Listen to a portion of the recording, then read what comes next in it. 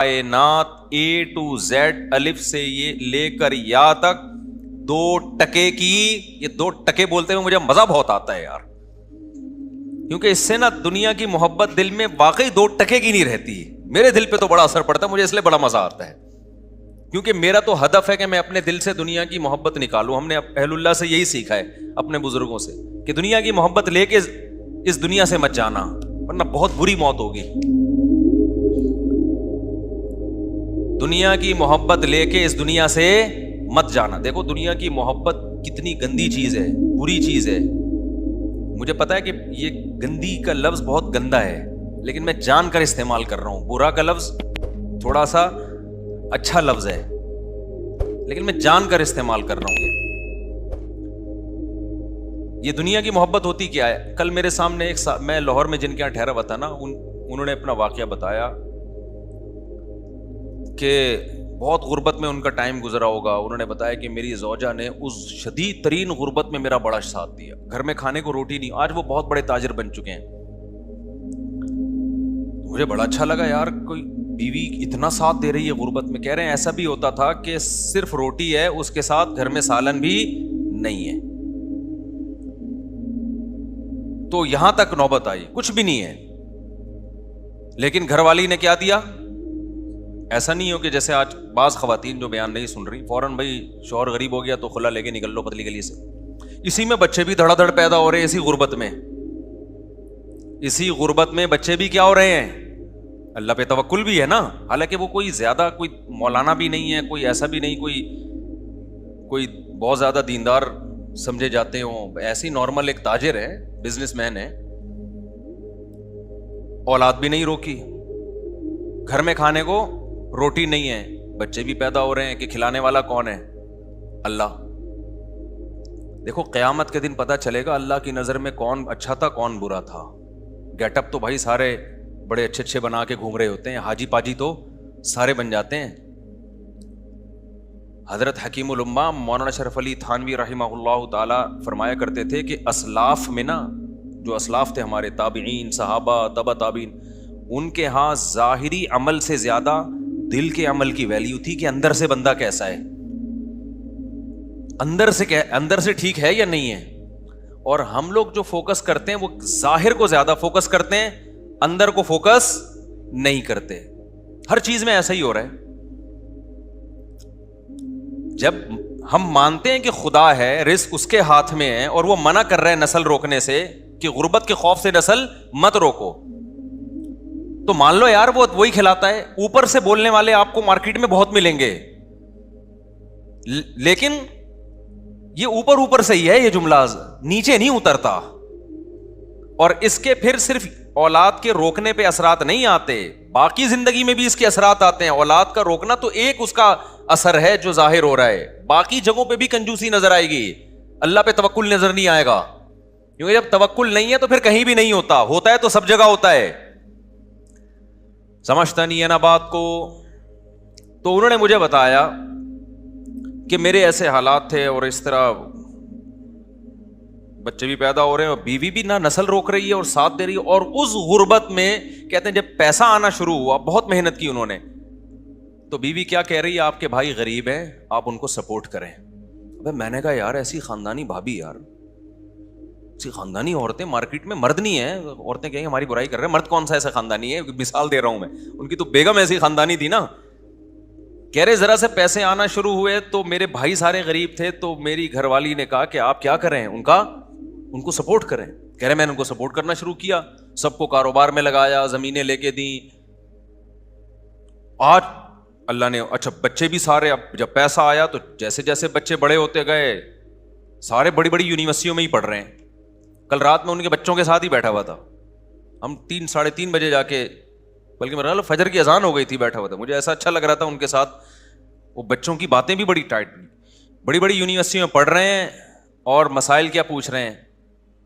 سارے دین کے مسائل، کہ اپنے دین کی ہم یونیورسٹی میں حفاظت کیسے کریں، لڑکیوں سے میل جول سے کیسے بچیں ہم. تو میں نے کہا یار ایجوکیشن میں بھی آگے ہیں، اخلاقیات میں بھی تربیت بھی ہو گئی، پیڑ بھی بھر گیا، اور قد بھی ایسے لمبے تڑنگے سے نا، ایسے لمبے. تو میں اصل میں تو بچوں کے لیے نہیں بتا رہا تھا, اصل میں تو یہ کہ میں نے کہا یار اب دیکھو یہ خاتون ہے, شوہر سے کیسی وفا کر رہی ہے, گزارا کیا غربت میں, اس کے بعد جب پیسہ آنا شروع ہوا تو اس نے کہا بھائی جو میرے مقدر کا ہے وہ تو اللہ مجھے کھلا رہا ہے. کہ بیگم کا بیان کیا تھا, انہوں نے خود بتایا کہ جو میرے مقدر کا ہے اللہ مجھے, بھائی جب پیسہ آتا ہے تو گھر میں لائف اسٹائل تو اچھا ہو ہی جاتا ہے, تو ہمارا تو ہو ہی گیا نا بھائی, ہمیں تو اچھا مل رہا ہے, ایئر کنڈیشن بھی گھر میں لگ گیا, گھر بھی اچھا مل گیا, اب سپورٹ کس کو کریں, بھائیوں کو سپورٹ کریں آپ. تو یہ کیا ہے, دل کیا ہے, دل میں حب دنیا بولو نا نہیں ہے, دل میں دنیا کی محبت نہیں ہے. دل میں دنیا کی محبت ہوتی نا پہلے تو ان سے اولاد ہی پیدا نہیں ہونی تھی, کیونکہ یہ ہوس ہوتی ہے نا کہ سارا بچانا ہے ہم نے, مخلوق پہ خرچی کرنا, اور پھر جب یہ انسان اپنی اولاد نہیں پیدا کرتا کہ کھلانا پڑے گا تو وہ شوہر کو مشورہ دے کہ دوسروں کی اولادوں پہ کھلاؤ.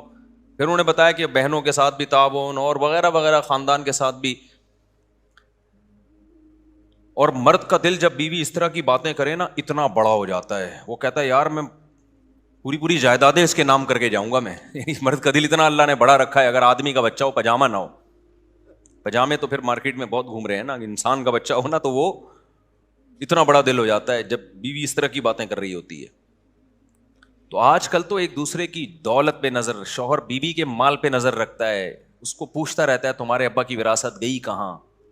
او بھائی یہ اس کا ہیڈیک ہے یار, اگر اس کو ملی بھی ہے تو تجھے کیا دلچسپی ہے کہ اس کے پاس بینک میں کتنے پیسے ہیں, اس کو ابا کی وراثت سے کیا ملا, تیرا لینا دینا نہیں ہے. تیری جو ذمہ داری ہے وہ تو نے پوری کرنی ہے نا بھائی. بیگم کروڑ پتی ہو یا ارب پتی ہو یا غریب ہو, آپ کے ذمے جو نان نفقہ ہے شریعت کہتی ہے اس نان نفقے کی کوالٹی اور کوانٹٹی پہ اس سے کوئی فرق نہیں پڑے گا. یہ اللہ نے عورت کو حق دیا ہے کہ اس کا ساری ذمہ داری کس پر ہے, شوہر پر ہے, چاہے وہ پیسہ ٹھیک ٹھاک ہو اس کے پاس.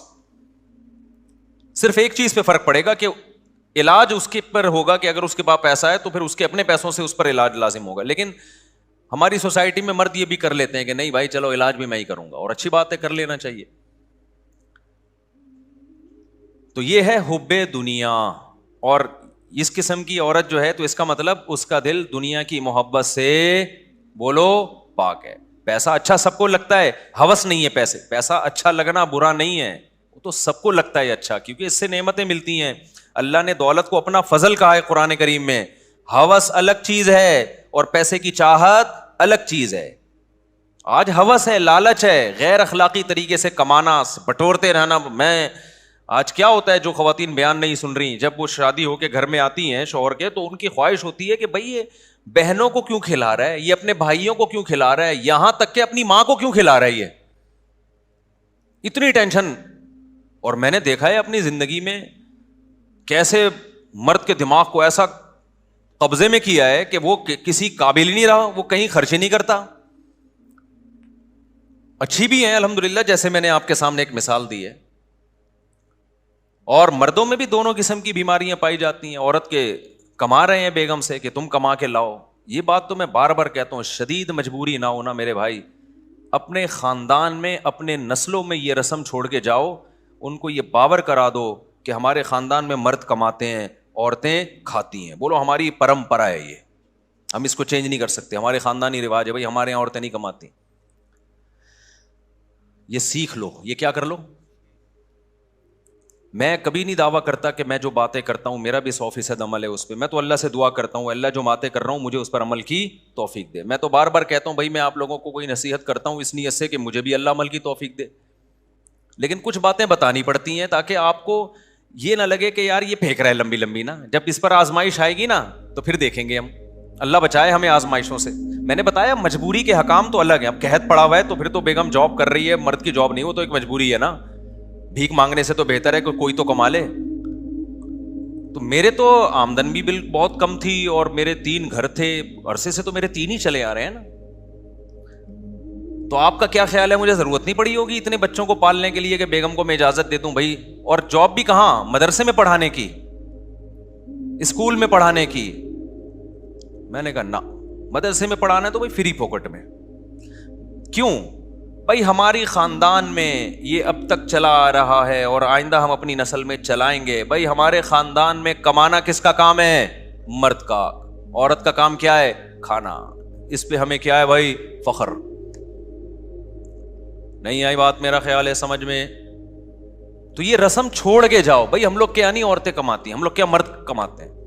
خدا کی قسم ایسا اچھا خاندانی نظام چلے گا نا تمہارا, اتنا ٹائٹ نظام چلے گا. بچے تمیز سے پلیں گے, بچے پیدا بھی تمیز سے ہوں گے, ان کو ماؤں کی محبتیں بھی پوری ملیں گی اور تمہیں بیویوں کی محبت بھی پوری ملے گی.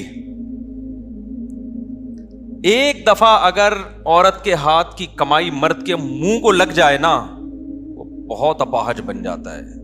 اس کو ایسے مزے لگ جاتے ہیں نا فری پھوکٹ کے کھانے کے, کیونکہ جن قوموں میں یہ رواج آیا ہے نا, دیکھو کچھ برائیاں ایسی ہوتی ہیں ان میں بریکیں نہیں ہوتی, وہ ہمیشہ بڑھتی ہیں. مثال کے طور پر ابھی جاپان کے بارے میں رپورٹ آئی کہ نسل ختم ہوتے ہوتے جاپان کا دیوالیہ ہونے والا ہے. ابھی رپورٹ ہی ہے جاپان میں, پتہ ہے آپ کو, ان کے بچے پیدا ہونا ختم ہو گئے نا, تو بڈھے بڈھے بڈھے وہ اتنے تنگ آئے ہوئے ہیں جاپانی. سویڈن کا صدر تو ایک دفعہ تقریر میں رو پڑا تھا کہ ہمارے یہاں بڈھے بڈھے ہو رہے ہیں. وہ تو کورونا نے کچھ فضل کیا, بہت سارے بوڑھوں کو شاٹ کر دیا, ورنہ تو وہ پاگل ہو گئے تھے کہ بھائی کوئی کما تو رہا نہیں ہے, سارے کھا ہی رہے ہیں بیٹھ کے. تو وہ باہر سے لوگوں کو بلاتے ہیں, لیکن ان کی اپنی قومیں ختم ہو رہی ہیں. ایسا کیوں ہوا؟ جب انہوں نے فیملی پلاننگ کو شروع کیا تو ان کے ذہن میں یہ نہیں تھا کہ یہ یہاں جا کے بند ہوگا. ان کا خیال تھا ابھی ہم 2, پھر ہم کہیں گے اب 3 کر دو, پھر دوبارہ 2 پہ آ جاؤ. یہی تھا نا, ابھی تو ہماری آبادی بہت ہے تو ہم ایسا کرتے ہیں 2 پہ لے آتے ہیں, بلکہ 1 پہ لے آتے ہیں تاکہ آبادی ذرا سے بھی نہ بڑھے. پھر تھوڑے دنوں میں ہم 2 پہ لے آئیں گے, پھر ہم 3 پہ لے آئیں گے. جب کم ہونے لگے گی تو ایک تمیز سے چلیں گے. یہ کیا مسلمانوں کی طرح کہ برساتی مینڈکوں کی طرح بچے پیدا ہو رہے ہیں ان کے, وہ ہمیں یہ کہتے تھے خرگوش کی طرح بچے ہو رہے ہیں, کوئی پلاننگ نہیں ہے اور کوئی اس کے لیے, وہ غربت سے مرے جا رہے ہیں, پیٹرول مہنگا ہو رہا ہے, اور پھر بے فارم میں ایک نیا بچہ آ گیا. جی بے فارم کے فارم نہیں ہے ان لوگوں کے پاس, اتنا غریب ملک, کاغذ باہر سے ادھار لے رہا ہے یہ, وہ بچے ہی ڈالے جا رہے ہیں اس میں. ایک جاہل قوم, وہ ہمارے بارے میں یہ کہتے ہیں. ہم نے دیکھو کیسے مینج کیا سسٹم کو اور کیسے زبردست. تو کچھ گڑبڑیں ایسی ہوتی ہیں کہ وہ شروع آپ کرتے ہیں, کنٹرول میں آپ کے نہیں ہوتی. تو یہ ہوا ہے ان لوگوں سے. اب ناروے ایک بچہ پیدا کرنے پر 24 لاکھ روپے دے رہے پاکستانی. یہ 24 لاکھ پچھلے سال کی رپورٹ ہے جب کرنسی کی, اب تو وہ شاید 30-35 لاکھ بن چکے ہوں. آپ ناروے کی نیشنلٹی لو اور کوئی کام نہ کرو وہاں جا کے, صرف یہی کرو, ملتے رہیں گے آپ کو. وہ کہتے ہیں ہماری قوم بڑھے, نیشنلٹی نہیں ہے پھر نہیں دیں گے. وہ کہیں گے جب ہماری قوم کا بندہ بن گیا تو پھر ہوگا. تو یہ کیوں ہو رہا ہے وہاں پہ نسلیں؟ اور 50-60 سال کے بعد آپ دیکھو گے جاپان میں پشتو چل رہی ہوگی انشاءاللہ. آپ دیکھو گے پشتو ہوگی, کیونکہ ہمارے جو پشتون تاجر ہیں پشاور سے اور افغانستان بہت جا رہے ہیں وہاں پہ. چپلی کباب دبا کے کھلا ہوا ہوگا, میڈ ان جاپان چپلی کباب ہے یہ. حقیقت بتا رہا ہوں آپ کو, آپ مذاق نہ سمجھو. لیکن آپ کو اس لیے ابھی یقین نہیں آ رہا کہ 50 سال بعد ہم زندہ ہی نہیں ہوں گے. اگلی نسلیں اگر یہ ہمارا بیان سنیں گی تو وہ کہیں گی تو جاپان تو ہے ہی پٹھانوں کا ملک, تو مفتی صاحب یہ باتیں کیسی کر کے گئے ہیں. تو 50 سال کے بعد 60-70 سال کے بعد ماحول چینج ہو چکا ہوگا نا, تو کہیں گے اس میں ہنسنے کی کیا بات ہے یار, یہ اتنا مفتی صاحب اس بات کو بیان کر کے, اچھا بھائی یہ جاپان تو ہے ہی, جاپان خان اس نے بنایا تھا یہ. کیونکہ جب چینج, بہت سے کنٹری ایسے ہیں جن میں جو اصل قومیں تھیں وہ ختم ہو چکی ہیں. یونان جو ہے نا, یونان, اس کے بارے میں آپ ہسٹری اٹھا کے دیکھیں, انہوں نے بہت صدیوں پہلے فیملی پلاننگ پہ عمل کیا تو ان کی نسل گھٹتے گھٹتے اصل قوم ہی ختم ہو گئی ہے. دوسری قوم ہے جس کو یونانی کہا جاتا ہے, اپنے ہی ہاتھوں مر گئے, ختم. وجہ کیا ہے کہ جب آپ گروتھ ریشو کو کم کرتے ہیں نا تو آپ کو لوگوں کا یہ ذہن بنانا پڑتا ہے کہ بچے جب کم ہوں گے تو آپ کی جیب پہ بوجھ کم آئے گا, ان کی تربیت آسان ہوگی. یہ بوجھ ہے بچے. ایک دفعہ آپ کے ذہن میں, آپ کو ان کے دماغ میں یہ ڈالنا پڑتا ہے کہ یہ نعمت نہیں ہے, یہ کیا ہے, یہ بوجھ ہے. یہ سافٹ ویئر انسٹال کیے بغیر کوئی نسل روکتا نہیں ہے. قرآن نے کیا کہا, یَهَبُ لِمَن یَشَاءُ إِنَاثًا, جس کو چاہتا ہوں بیٹیاں گفٹ کرتا ہوں, اور جس کو چاہتا ہوں بیٹے گفٹ کرتا ہوں. ہبہ گفٹ کو, انعام تحفے کو کہتے ہیں. او یزوجہم ذکرانا و اناثا, جس کو چاہتا ہوں دونوں گفٹ کرتا ہوں, بیٹے بھی دیتا ہوں بیٹیاں بھی. اور جمع کا صیغہ لائے اللہ تعالیٰ, ایک بیٹے کا تو یا ایک بیٹی کا تو ذکر ہی نہیں کیا. اور عربی میں جمع کم از کم 3 افراد, یعنی کم از کم 6 سے تو نصاب شروع ہو رہا ہے. اب قرآن نے جو سافٹ ویئر ڈالے صحابہ اور تابعین کے ذہن میں جو انسٹال کیے وہ یہ کہ اولاد گفٹ ہے. اب بتاؤ گفٹ کو خرچ کرنے میں لینے میں پلاننگ ہوتی ہے یا خرچ کرنے میں پلاننگ ہوتی ہے؟ مثال کے طور پر ایک بندہ آیا میرے پاس، ایک لفافے میں 50,000 روپے دیے، مفتی صاحب یہ گفٹ ہے. مفتی صاحب نے گھننے بن کے یوں کر کے ڈال لیے جیب میں. ادھر سے آیا 50,000 گفٹ یوں کر کے ڈال لیے. ادھر سے آیا 1,00,000 گفٹ. ہوتا نہیں ہے ایسے، وہ خوش تو ہونے دو نا. ادھر سے آیا. اچھا نعت خوانوں کو بڑے پیسے ملتے ہیں. کل میں جلسے میں گیا نا، بڑی پیاری نعت پڑھی بندے نے، بڑا مزہ آیا. لیکن جب کوئی اچھا شعر پڑھتا لوگ آتے ہیں، یہ لو بھائی چپکے سے مٹھی میں پیسے رکھ کے. ہمارا 2 گھنٹے بیان ہوا، ہم نے بڑی اچھی اچھی باتیں کی، لوگ ایک دم جوش میں آتے ہیں لیکن کوئی ہل بھی نہیں رہا. ہم نے کہا چلو یار نعت خوانوں کے مزے بہت ہیں. اچھا ادھر سے 50,000 آ رہے ہیں. اب کوئی کہے مفتی صاحب اتنے پیسے لے رہے ہو، بغیر پلاننگ کے پیسے ہی آتے چلے جا رہے ہیں، یہ تو ٹھیک نہیں ہے. میں کہوں گا آئیں جتنے بھی، اس کے لیے پلاننگ کی ضرورت نہیں ہے. پلاننگ کی ضرورت ہوگی خرچ کرنے میں. یہ پلاننگ کا موقع نہیں ہے، کیونکہ گفٹ تو جتنے آ جائیں اچھا ہے بھائی، جتنے آ جائیں. لاکر بڑا بنوا لوں گا میں، ایک اور اکاؤنٹ کھلوا لوں گا میں، جیبیں بڑی کروا لوں گا میں. گفٹ کبھی کوئی نہیں روکتا. پلاننگ گفٹ لینے میں نہیں کی جاتی، گفٹ کو خرچ کرنے میں کی جاتی ہے. کہ ایسے ہی اڑاؤ نہیں، اب اتنے آ گئے ہیں تو اب شادی تو ہو نہیں سکتی، اب کیا کریں ہم اس سے. پہلے تو پلاننگ آسان تھی میرے لیے. اب بھائی ایسا کرتے ہیں کہ بچوں کو ہم ذرا اور اچھے اسکول میں ڈال دیتے ہیں، ذرا اور تگڑی فیسیں ہو جائیں گی ان کی، اور یہ کر دیتے ہیں یہ کر دیتے ہیں. ہاں بغیر پلاننگ کے اڑانا شروع کر دو گے تو یہ نعمت کی ناقدری. تو اللہ میاں نے قرآن میں جو ہمیں سافٹ ویئر انسٹال کیے نا، مسلمان سوسائٹی کو جو قرآن پڑھتے ہیں ان کو یہ بتایا کہ اولاد یہ بوجھ نہیں ہے، بلکہ یہ کیا ہے، گاڈ گفٹڈ ہے، یہ خدا کی طرف سے گفٹ ہے. اب جب گفٹ ہے تو گفٹ آنے میں پلاننگ نہیں ہوتی، جب آ گئے تو پھر پلاننگ کرنی ہے تاکہ ضائع نہ ہو. کہ اس کو ڈاکٹر بنانا ہے، اس کو عالم بنانا ہے، اس کو مفتی بنانا ہے، اس کو کیا بنانا ہے، انسان کا بچہ بنانا ہے، کیسے بنانا ہے، کون سے اسکول میں بھیجیں، کس بزرگ کے پاس بھیجیں، کس کے بیان سنائیں، چرسیوں میں بیٹھ رہے تو اس سے کیسے بچائیں ہم اس کو، صبح و شام ایسا نہ ہو PUBG کھیلتے کھیلتے زندگی گزر جائے. تو پلاننگ اس اولاد کا کیا استعمال ہے اس میں پلاننگ ہوگی. ہمارے یہاں فیملی پلاننگ والوں نے الٹے کام شروع کر دیے، اولاد پیدا کرنے میں پلاننگ شروع کر دی کہ پلاننگ سے پیدا ہوں گے، پہلے ایک ہوگا 25 سال کے بعد دوسرا، بعض دفعہ ہوتا ہی نہیں 25 سال کے بعد دوسرا، یہ آپ کے اختیار میں ہے ہی نہیں. اب اس الٹی پلاننگ کا جو نقصان ہو رہا ہے نا، بڑا نقصان، میں بار بار کہتا ہوں، لڑکے اور لڑکیوں کی گروتھ ریشو کی ایسی کی تیسی ہو گئی. اب جس کو سب کو 2 بچے چاہیے، تو جس کو بیٹا مل گیا وہ تو نسل روکے گا، جس کو نہیں ملا وہ 5-5 6-6 بیٹیاں ہو جاتی ہیں بیٹے کی لالچ میں، وہ 6 بیٹیوں کے بعد جا کے نسل روکے گا. بیٹے 1 یا 2 اور بیٹیاں 6-6. تو یہ تو سارا فطری نظام کی ایسی کی تیسی ہو گئی کہ نہیں ہو گئی. آپ کہہ سکتے ہو کہ چائنا اور جاپان اور انڈیا، ان دونوں کنٹریز میں فیملی پلاننگ پر عمل ہوتا ہے، تو ان میں تو گروتھ ریشو ایسا نہیں ہے کہ لڑکیاں بہت زیادہ لڑکے کم، بلکہ وہاں تو لڑکیاں ہی شارٹ ہیں. تو بھائی وہ ایک اور ظلم کر رہے ہیں جس کا خدا آخرت میں انتقام لے گا. وہ یہ کہ لڑکیوں کو ماں کے پیٹ میں مار دیا جاتا ہے پیدا ہونے سے پہلے، ورنہ اگر وہ پیدا ہونے دینا تو وہاں لڑکیاں ہی لڑکیاں ہوں.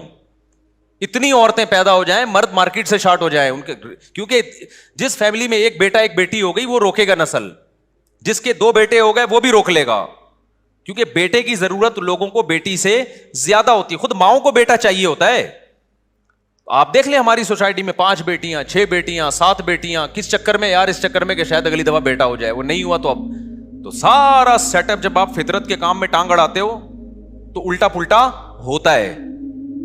تو میں اس کر رہا تھا کہ اسلام نے جو سافٹ ویئر ہمیں ہمارے دیے، جو قرآن پڑھتے ہیں، قرآن پر ایمان رکھتے ہیں، وہ یہ کہ یہ نعمت ہے. لہذا جب آپ کے دماغ میں یہ آ گیا نا، یہ سافٹ ویئر انسٹال ہو گئے کہ نعمت ہے، تو پھر آدمی کیا چاہے گا؟ میری اولاد زیادہ ہو. یہ کافروں کو بھی یہی پتا تھا کہ اولاد زیادہ ہونا نعمت ہے. یہی وجہ ہے کہ قرآن کافروں کو کہتا تھا کہ تم اگر اطاعت کرو گے تمہیں اللہ کثرت سے اولاد دے گا. یمددکم باموال وبنین، یہودیوں کو اللہ کہتے ہیں ہم نے کہا کہ جب تم اطاعت کرو گے کثرت سے اللہ تمہیں اولاد دے گا. اور قرآن کہتا ہے شعیب علیہ السلام نے اپنی قوم سے کہا کہ اللہ کی نعمت کو یاد کرو، وکثرکم، اللہ نے تمہاری آبادی بہت بڑھا دی ہے، یہ اللہ کی نعمت ہے، اس پہ شکر ادا کرو. فیملی پلاننگ والے ہوتے اس زمانے میں، وہ کہتے ہیں یہ بڑھا دیے جی، تو ٹینشن ہے ہمیں. تم اس کو کہہ رہے ہو اللہ کا شکر ہے، ہماری تو بڑھی ہوئی آبادی کیا ہے؟ ٹینشن. پیغمبر کہہ رہے ہیں بڑھی ہوئی آبادی تمہارے لیے اللہ کی نعمت ہے، شکر ادا کرو. تو اب جب سافٹ ویئر انسٹال کر دیے کہ یہ بوجھ ہے، تو پھر یاد رکھو کچھ دنوں تک ایسا لگتا ہے کہ 2 ہونے چاہیے, اس پہ آپ قوم کو لائیں گے, لیکن اگلا اسٹیپ پہ قوم خود آئے گی, آپ نہیں لائیں گے. وہی کہ جب بوجھ ہے تو پھر 2 کے بجائے کتنے ہونے چاہیے؟ 1. گورا اس پہ سیٹ ہو گیا آ کے.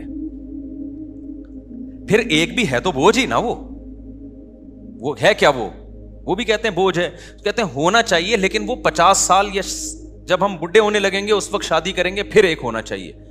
تو یہ ایک ایسی چیز ہے جس پہ شروع آپ کرتے ہیں, پھر یہ آپ کے کنٹرول میں نہیں رہتی. بالکل وہ قصہ ہے کہ وہ جو میں نے بتایا نا کہ دریا میں کمبل بہتا ہوا جا رہا تھا, وہ اصل میں ریچھ تھا, منہ اندر تھا تو اوپر سے لگ رہا تھا کمبل. تو ایک آدمی لالچی تھا, اس نے کہا میں جاؤں گا اس کمبل کو نکال کے لاؤں گا. لوگوں نے کہا طوفانی دریا ہے, کمبل چھوڑ دے, ہم تجھے بازار سے دلا دیں گے. اس نے کہا نہیں, اتنی قیمتی چیز میں چھوڑ نہیں سکتا. لالچی تھا, دریا میں ڈبکی لگائی اور کمبل کو جا کے پکڑا تو وہ ریچھ تھا, ریچھ نے اس کو پکڑ لیا. اب وہ اس کو بھاگے لے کے جا رہا ہے. دور سے لوگوں کو سمجھ میں نہیں آ رہا یہ کمبل کے ساتھ بہتا کیوں جا رہا ہے. تو لوگوں نے چیخ مار کے کہا نالائق ڈوب جائے گا, کمبل کو چھوڑ دے. تو یہ کہتا ہے میں تو کمبل کو چھوڑ رہا ہوں, کمبل مجھے نہیں چھوڑ رہا. تو کچھ برائیاں ایسی ہیں سوسائٹی میں, آپ شروع کرتے ہو کہ ایک پلاننگ کے تحت ہوں گی, لیکن پھر آپ اس کو چھوڑنا چاہتے ہو, قوم پھر اس کو نہیں چھوڑتی.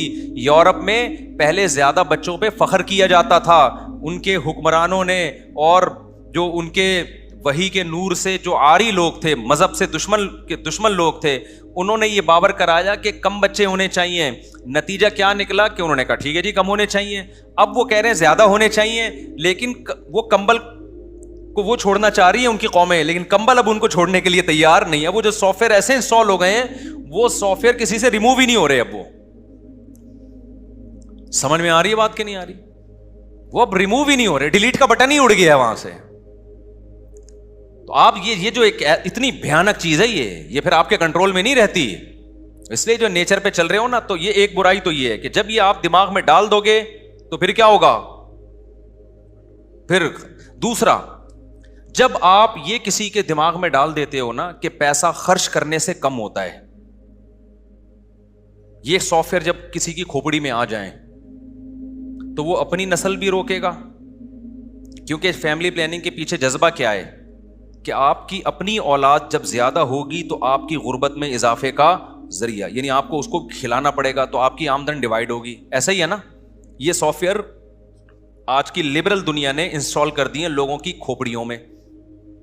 اب جب یہ سافٹ ویئر انسٹال ہو گئے, اب اس کا نقصان کیا ہوا. سافٹ ویئر جو انسٹال ہوئے ہیں ان کی نیت تو یہ تھی کہ صرف اس جذبے سے نسل کو روکو, لیکن سافٹ ویئر یہ کہہ رہا ہے کہ اس جذبے سے جب نسل روکی جا سکتی ہے, اور اس کے پیچھے فلسفہ یہ ہے کہ خرچ کرنے سے ڈیوائڈ ہوگا, تو ڈیوائڈ تو اور بہت سارے کاموں سے ہو رہا ہے. شادی کرنے سے بھی ڈیوائڈ ہوتا ہے. اگر کوئی نوجوان 18 سال میں شادی کرتا ہے تو جتنا کما رہا ہے وہ ڈیوائڈ ہو کے کہاں جائے گا, آدھا بیوی کے پاس جائے گا. تو انہوں نے نکاح کرنا بھی کیا کر دیا گوروں نے, حالانکہ ان کی قوم, ان کی ریاستیں یہ نہیں چاہتی تھیں کہ یہ جلد شادی کرنا چھوڑ دیں. فیملی سسٹم کو تو وہ بھی چاہتے ہیں پروموٹ کرنا, لیکن جب صرف ایک چیز کو غلط ہوئی ہے نا, اس غلط کے نتیجے میں بہت ساری چیزیں غلط ہونا شروع ہو گئیں. تو انہوں نے شادی کرنا بھی چھوڑ دی. یار جب میرا پیسہ ہے تو پھر میرا پیسہ ہے, میں کیوں بیوی کو کھلاؤں بھائی. پھر جب بیگم کو نہیں کھلانا, اپنے بچوں کو نہیں کھلانا, تو کسی بیوہ سے شادی کر کے اس کے یتیم بچوں کو کھلانا, یہ تو پاگل پنا اور حماقت. اس ایسے آدمی کے تو سینگ ہونے چاہیے سر پہ, حماقت کے, کہ اپنی جو اپنا بلڈ ہے اس پہ خرچ کرنے سے پیسے کم ہوتے ہیں, تو دوسرے کے بلڈ پہ خرچ کرنا تو اور پرلے درجے کی حماقت ہے.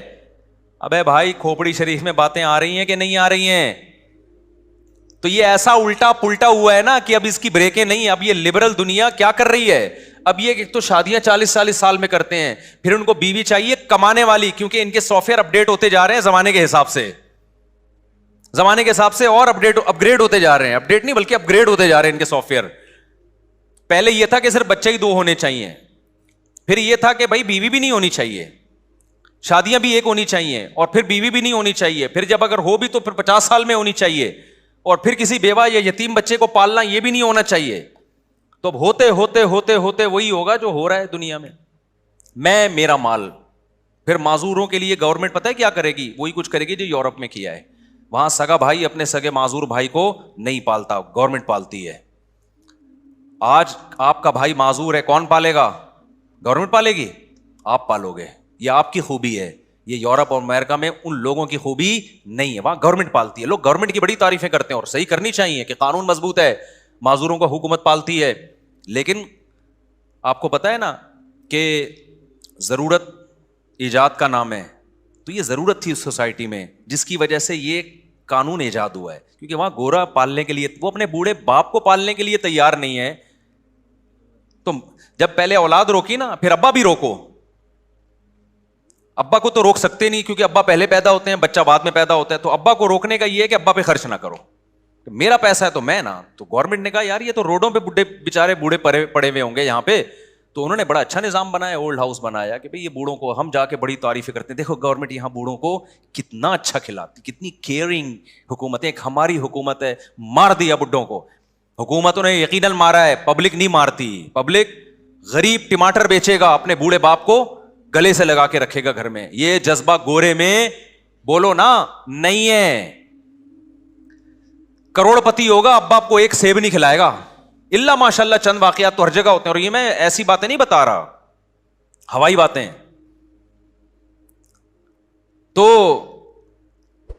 اب معذوروں پہ خرچ گورنمنٹ, لیکن اللہ میاں نے دوسرے طریقے سے ان سے انتقام لیا ہے کہ ٹیکس نکالو ان سے, ٹھیک ہے نا, ٹھیک ٹھاک طریقے سے. کیا ہمیں زکوٰۃ 2.5% دیتے ہوئے موت آتی, اللہ نے ٹیکس کا نظام ہم پر مسلط کر دیا کہ ان سے زبردستی چھینو, جس پہ ان کو ثواب بھی 2% کا نہیں ملے گا, ثواب بھی نہیں ملے گا. جو زکوٰۃ پہ ثواب ملتا ہے, فری پھوکٹ میں معذور بھائی پہ خرچ کرنے کا ثواب ملتا ہے, فری پھوکٹ میں ماں باپ کو کھلانے کا ثواب ملتا ہے, ٹیکس پہ وہ ثواب, میں نہیں کہتا کہ گناہ ملتا ہے ٹیکس دینے پہ, ثواب بھی ہو سکتا ہے ملتا ہو, وہ والا نہیں ملتا جو اپنی مرضی سے. تو آپ کے باپ کو بھی دینا ہے, یہ آپ کے باپ کو بھی دینا ہے.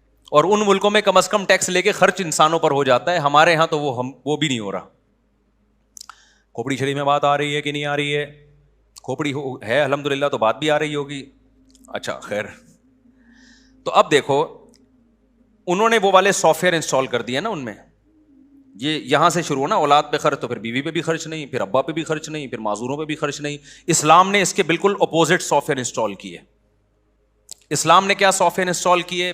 کہا کہ تمہارے لیے پیغمبر کی زندگی میں بہترین نمونہ ہے. اللہ کرے یہ کھوپڑی میں باتیں بیٹھ جائیں, خدا یہ دل کو درست کرنے کی باتیں, اور اللہ کی قسم یہ باتیں دل میں بیٹھ گئی نا, سب سے پہلا انعام پتہ ہے کیا ملے گا؟ ٹینشن فری زندگی, دماغ ایسا ریلیکس ہوگا, مزے کی زندگی اللہ دے گا. جس کے دل میں دنیا اور دولت کی محبت ہونا, سب سے پہلے اللہ اسے انتقام یہ لیتا ہے, اس کا سکون چھینتا ہے اللہ. دل بڑا ہو جائے گا, خرچ کرنے کی عادت پڑے گی, لائف کو کیا کرو گے؟ انجوائے. ٹھیک ہے, انجوائے کرو گے لائف. یہ پہلا انعام ملتا ہے جس کے دل سے دنیا کی محبت نکلتی ہے. ایسے اٹکے ہوئے ہیں نا اینٹوں میں, دیواروں میں, اف کیا آپ کو کیا, مجھے تو بہت عجیب سا محسوس ہوتا ہے یار. تو کیا ہوا کہ جی وہ اسلام نے اس کے برعکس کیا بتایا؟ ہمارے پیغمبر صلی اللہ علیہ وسلم سے زیادہ اللہ نے کسی کو مسکین پیدا ہی نہیں کیا, تاکہ مثال وہ سامنے آئے جو بالکل اپوزٹ, تاکہ کوئی اشکال نہ کر سکے اصل میں ان کے پاس تو پیسے ہیں.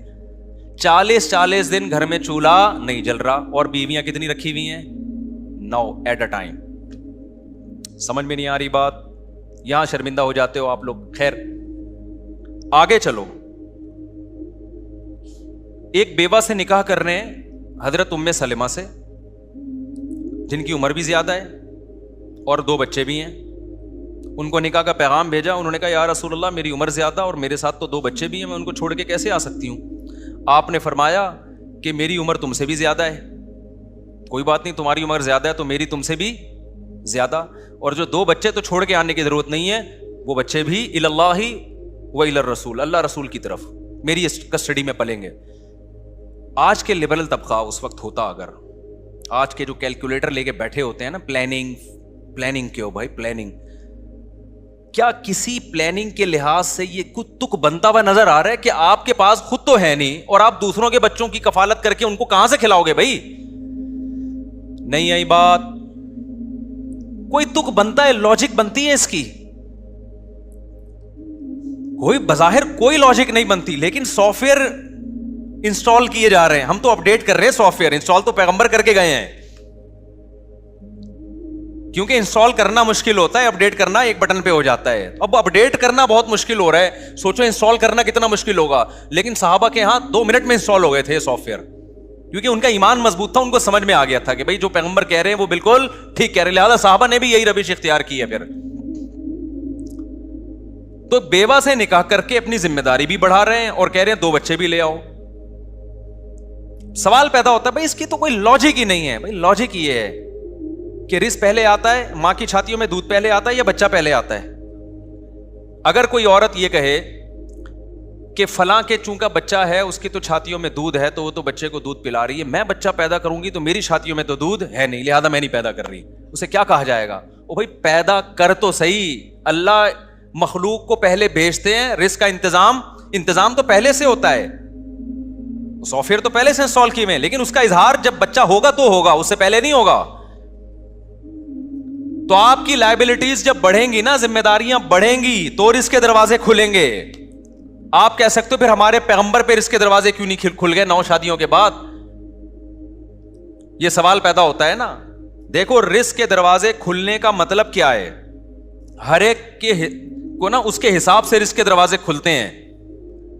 رزق کے دروازے کھلتے ہیں, کسی پہ دولت کے انبار لگ جاتے ہیں. کسی نے اپنے لیے جب غربت کو اختیار کیا, ہمارے پیغمبر نے تو غربت کو اختیار کیا ہے نا, کیونکہ آپ پہ رزق کے دروازے کھل جاتے ہیں نا تو بہت ساری اس میں مصلحتیں فوت ہو جاتی ہیں. اللہ نے کہا ضرورتیں پوری ہوں گی, استغنا دے دوں گا میں, دل میں یہ غربت کا خیال نہیں آئے گا. ہمارے نبی کے گھر میں کھانے کو نہیں تھا لیکن آپ کے دل میں استغنا بے پناہ تھا, تو اسی میں صبر کی توفیق دے دینا, یہ بھی رزق کے دروازے کھلنا ہے. حضرت ام سلمہ اسی غربت میں نبی کے ساتھ گزارا کیا. حضرت عبد الرحمن ابن ابی سلمہ اور آپ کی جو دوسری بہن تھی وہ نبی کی کسٹڈی میں بڑے ہو گئے, اسی طریقے سے ہو گئے بڑے. تو ضرورتیں پوری ہو گئیں کہ نہیں ہو گئیں؟ پھر آپ صلی اللہ علیہ وسلم کے جو ستیلے بیٹے تھے, آگے حدیثوں کا پرچار کیا, تو بنیادی ضرورتیں ان سب کی ساری پوری ہوئی ہیں. اس لیے میں بار بار کہتا ہوں اگر آپ پہ رزق کے دروازے نہیں کھل رہے تو آپ سمجھ لو کہ جتنا رزق مجھے مل رہا ہے میری ضرورت کے لیے یہ کافی تھا. میں نے جو سٹی اسکول اور بیکن ہاؤس کو اپنا معیار بنایا ہوا ہے, یہ معیار ہی غلط بنایا ہوا ہے. مسافر کو جتنی چیزیں دنیا میں بیسک چاہیے ہوتی ہیں وہ اللہ دے دیتا ہے. تو پیغمبر کے ساتھ تو اللہ کا معاملہ یہ تھا کہ ہمارے نبی کی تو غربت اختیاری تھی, آپ تو چاہتے ہی نہیں تھے کہ میری غربت دور ہو. اس میں بہت ساری حکمتیں تھیں, وہ میں بیان کر چکا ہوں. تو اس لیے ہمارے نبی کے پاس تو پیسہ صبح آیا بھی تو شام ہونے سے پہلے صدقہ کر دیا, سارا صدقہ. لیکن پھر بھی اللہ نے کھلایا پلایا کہ نہیں, آپ کی ازواج کو بھی کھلایا. اور پھر ازواج کا بھی یہی حال تھا. نبی کے دنیا سے جانے کے بعد حضرت عمر کیا کرتے تھے, مال غنیمت جب آتا تو امہات المومنین کا راشن 1 سال کا ان کے گھر پہنچا دیتے. تو اس میں کیا ہوتا, وہ یہ نہیں کہتی اب اللہ نے چونکہ رزق کے دروازے کھول دیے ہماری غربت پہ, اللہ نے اب ہمیں نوازا ہے, ہم نے توکل کیا تو اب ایسا ہے کہ اب ہم کھائیں گے. نہ نہ نہ, انہوں نے کیا کرتی تھی کہ ان کی ٹریننگ ہی ایسی تھی نا, وہ صبح سے بانٹنا شروع کرتی, اور حضرت زینب کا تو یہ تھا کہ شام تک خالی, اور باقیوں کا بھی 1 آدھ ہفتے کے اندر سارا کیا خالی. حضرت عمر غضبناک ہوتے, صحابہ غضبناک ہوتے, بھئی ہماری مائیں ہیں, ہماری ذمہ داری ہے, تو یہ سارا ہی صدقہ کر دیتی ہیں. عبداللہ بن زبیر ہیں حضرت عائشہ کے بھانجے, انہوں نے تو قسم اٹھا لی کہ میں اللہ کی قسم اپنی یہ جو خالہ ہیں عائشہ ان کے ہاتھ روکوں گا, میں کیوں خرچ کر دیتی ہیں. حضرت عائشہ کو اتنا غصہ آیا, انہوں نے کہا تو مجھے صدقے سے روک رہا ہے اور قسم اٹھا رہا ہے, اللہ کی قسم میں تجھ سے زندگی میں کبھی بات نہیں کروں گی. دونوں کی قسموں کا ٹکراؤ ہو رہا ہے. ٹکراؤ کس بات پہ ہو رہا ہے؟ وہ کہہ رہے ہیں آپ کو خالہ ہو میری, آپ ماں بھی ہو, امت کی مائیں ہیں, تو آپ اتنا صدقہ کر رہی ہو تو میں جو ہوں آپ کو, کیونکہ ترس آ رہا ہے نا, اب بھائی کوئی اتنا صدقہ کر رہا ہو, کل قحط پڑے گا, بھوک پیاس سے حالت خراب ہوگی, تو جس میں محبت ہوتی ہے اس کو تو ترس آئے گا نا. تو ان کو ترس آ رہا تھا کہ بھائی اتنا صدقہ کر رہی ہیں. عبداللہ بن زبیر نے قسم اٹھا لی, اللہ کی قسم میں ان کے ہاتھ روکوں گا. انہوں نے کہا تو کون ہوتا ہے میرا ہاتھ روکنے والا, بھائی یہ تم کون ہوتے ہو, تو مجھے روک رہے ہو, میں اللہ کی قسم زندگی میں تم سے بات نہیں کروں گی. اب وہ دونوں کی قسمیں کیا چل رہی ہیں. اب وہ حضرت عائشہ کے بھانجے تھے, ان کو خیال ہوا کہ بھائی یہ اگر ناراض چلی گئیں تو میرا کیا بنے گا آخرت میں. تو وہ قسم بھول کے ان کو منانے میں لگ گئے. اتنا منایا کہ پھر حضرت عائشہ نے قسم توڑ کے کفارہ ادا کیا. پھر کفارہ بھی کیسا ادا کیا ہے, ہمارا تو کفارہ ہے نا 10 غریبوں کو 2 ٹائم کا کھانا. حضرت عائشہ نے کہا نہیں, پھر باندیوں پہ باندیاں خرید کے آزاد کرتی, موت تک باندیاں خریدتی آزاد کرتی, کہ ایک غلام نہیں, پھر غلاموں پر غلام آزاد کرنے ہیں. تو پیسہ بھی, اتنے غلام آزاد ہو رہے ہیں تو پیسہ آ رہا ہے نا, انہی پیسوں سے قسموں کے کفارے ادا ہو رہے ہیں. لیکن ہم اتنے توکل کے مکلف نہیں ہیں, ہم تو نارمل لوگ ہیں بھائی. ہمیں تو اللہ کہتا ہے جو واجب درجے کا توکل ہے نا, جو فرض ہے تمہارے اوپر وہ کر لو, اتنے ہائی لیول پہ جانے کی تمہیں ضرورت نہیں ہے. جو واجب درجے کا توکل ہے وہ کر لو. تو واجب درجے کا تو یہ ہے کہ بھائی جو لوگ آپ کی کسٹڈی میں ہیں ان پہ خرچ کرنے کو بوجھ نہیں سمجھو. اور اللہ نے اس کی دلیل دی ہے کہ بچہ پیدا ہوتے ہی ماں کی چھاتیوں میں دودھ آ جاتا ہے, اس کا مطلب اس کی ذمہ داری اللہ نے اٹھائی ہے. جب اللہ نے اٹھائی ہے اور اللہ نے اس کا ثبوت بھی دیا ہے, تو پھر اسلام نے جو سافٹ ویئر ہمارے ذہن میں ہمارے دماغوں میں ڈالے ہیں وہ یہ والے ڈالے ہیں کہ خرچ کرنے سے پیسہ کم نہیں ہوتا بلکہ بڑھتا ہے. ذمہ داریاں بڑھانے سے پیسہ کم نہیں ہوتا بلکہ بڑھتا ہے. سمجھ میں آ رہی ہے بات؟ تو گورے کے سافٹ ویئر الگ ٹائپ کے ہیں, اسلام کے بالکل اس کے اپوزٹ ہیں. تو ایک طرف ہو جاؤ, یا تو پورے جیپنیز بن جاؤ یا پورے انسان بن جاؤ. سوری انسان کہہ رہا ہوں, وہ بھی انسان تو ہیں, یعنی یا تو پورے مسلمان بن جاؤ. یہ والے سافٹ ویئر اور یہ والے سافٹ ویئر جب چلتے ہیں نا تو اس کی بھی بریکیں نہیں ہیں. جیسے ادھر کی بریکیں نہیں ہے نا, بخل کرتے کرتے کنجوس ہوتا چلا جاتا ہے. تو یہاں بھی ایسے ہی ہے کہ جب سخی بنتا ہے نا انسان, نسل بھی بڑھا رہا ہے, شادیاں بھی کر رہا ہے, ماں باپ پہ بھی خرچ کر رہا ہے, بہنوں کو بھی کھلا رہا ہے, بھائیوں کا بھی خیال کر رہا ہے, تو یہ والے سافٹ ویئر کی بریکیں بھی کیا ہیں؟ فیل. سخی ہوتا چلا جاتا ہے, کیونکہ جب اللہ کی مدد دیکھتا ہے نا کہ یار میں جتنا خرچ کرتا ہوں نا بھوکا مرتا ہوں, کھا پی رہا ہوں, لائف اسٹائل میری اچھی سے اچھی ہوتی جا رہی ہے, تو اور زیادہ اس کے اندر جذبہ پیدا ہوتا ہے. یہ حاتم طائی جیسے سخی لوگ اچانک تھوڑی پیدا ہو گئے تھے. اب باپ کو دیکھا سخی, دادا کو دیکھا, تو اولاد میں وہ سخاوت کم ہونے کے بجائے بڑھتی چلی جاتی. آج ہم جتنے اگر کنجوس ہیں نا تو ہماری اولاد اس سے 2 ہاتھ آگے ہوگی, خوب سمجھ لینا. آج آپ نے انگریزوں میں یہ ہوا کہ 100 سال پہلے انہوں نے کہا 4 بچے ہی اچھے, تو ان کے جو بچے تھے انہوں نے کہا 3 ہی اچھے. پھر جو نئی نسل آئی انہوں نے کہا 2 ہی اچھے, اگلی نسل نے کہا 1 ہی اچھا, اگلی نسل نے کہا 1 بھی بالکل اچھا نہیں ہے. حالانکہ بہت اچھے اچھے پیدا ہو رہے تھے, سائنسدان پیدا ہو رہے ہیں, ان کے تو سارے ہی اچھے ہو رہے ہوتے ہیں. تو کہاں سے بات لے کے چلا تھا میں, کدھر کو نکل گئی؟ تو سافٹ ویئر کو نا اپنی سیٹنگ جا کے, یہ بزرگان دین یہ سافٹ ویئر ہمارے وائرس نکال کے نا انسٹال بھی کرتے ہیں, اور جب آپ اہل اللہ کی صحبت میں بیٹھے رہیں گے تو اپڈیٹ بھی ہوتے رہتے ہیں, اپ گریڈ بھی ہوتے رہتے ہیں. جب آپ اہل اللہ کی صحبت, علماء کی صحبت چھوڑ دیتے ہو تو ان سافٹ ویئر میں پہلے وائرس آتا ہے, پھر یہ اڑ جاتے ہیں, پھر دوسرے والے سافٹ ویئر انسٹال ہونا شروع ہو جاتے ہیں. تو یہ جو اہل اللہ کی صحبت ہے, علماء کی صحبت ہے, یہ انتہائی ضروری ہے, کیونکہ انسان ایک حالت پہ رہتا نہیں ہے. انسان کا ایمان کبھی ایک سٹیج پہ نہیں ہوتا, یا تو نیچے کو جا رہا ہوتا ہے یا اوپر کو. ہر شخص آنے والے دن یا تو اچھے سے اچھا ہو رہا ہے یا برے سے برا ہو رہا ہے, ایک حالت پہ کوئی بھی نہیں ہوتا, خوب سمجھ لو. آج آپ ایک گناہ کر رہے ہو نا, اگر آپ نے توبہ کر کے پیچھے کو نہیں ہٹے تو اگلی دفعہ اس سے بڑا گناہ ہوگا آپ سے, پھر اگلی دفعہ اس سے بڑا گناہ ہوگا. اس میں ریورس نہیں ہوتا. اور اگر پیچھے کو جانا شروع ہو گئے نیکی کی طرف, تو آج جتنے اچھے ہو کل اس سے زیادہ اچھے ہو جاؤ گے, اگلے دن اس سے زیادہ اچھے. انسان ایک جگہ ٹکنے والی مخلوق ہے ہی نہیں. اب جب میں نے دوسری کی تھی, اگلی دفعہ مجھے تیسری کا آنے لگا کہ نہیں, استغفر اللہ, کیا مثالیں ہوتی ہیں یار. اب باتیں ہی رہ گئی ہیں ہمارے پاس, کیا کریں, باتیں ہی رہ گئی ہیں نا. تو جب 3 ہو گئی نا, 3 تو بڑی مشکل سے ہوئی تھی نا, تو لوگوں نے مجھے کہا کہ آپ بس کر دو. میں نے کہا اب میں آٹو پہ آ گیا ہوں, اب میں آٹو پہ ہو گیا ہوں, ٹھیک ہے, اب عادت ہو گئی ہے. اب اللہ ہی روکے گا, تو اب اللہ نے روک دیا تو اب رک گیا ہوں میں. تو وہ تو اللہ نے روک دیا نا, ورنہ میں آٹو پہ آ چکا تھا, ہوتے ہی رک ہی نہیں رہا.